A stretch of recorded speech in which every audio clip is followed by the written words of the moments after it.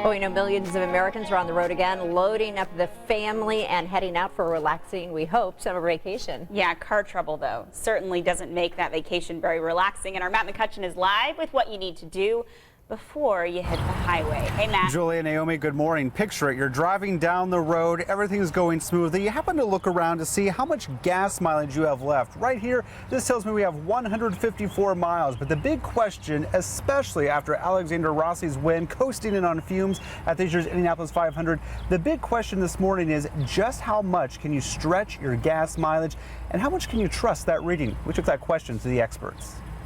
That's never very accurate because every vehicle, depending on the condition of the vehicle, will shorten that to a lower. But one of the things you want to do is never allow your fuel tank to get that low.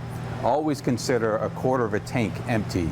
And the reason is because the fuel pump is a heated pump and needs to be cooled down by the fuel. So whenever it gets low, that pump is getting hot and there's a possibility of it burning and leaving you on the side of the road.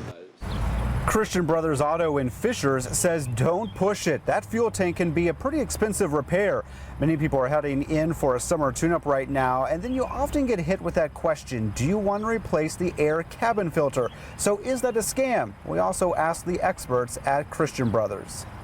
It catches and allows you to have clean air, kind of like the filtering system in your house, the clean air in the cabin. This doesn't have anything to do with the drivability, but it sure will make your trip comfortable if you're not sneezing the whole way.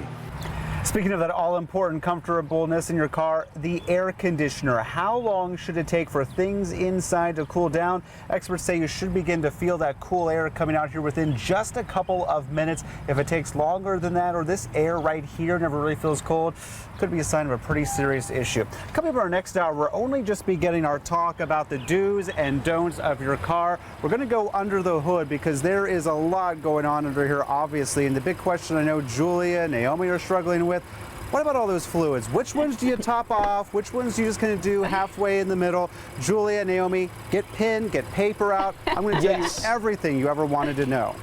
You know, with you and Chuck on board, though, I don't know if we need any instructions. Yes, you do. We just need your phone numbers. We'll call you guys when we have Listen a to this problem. man.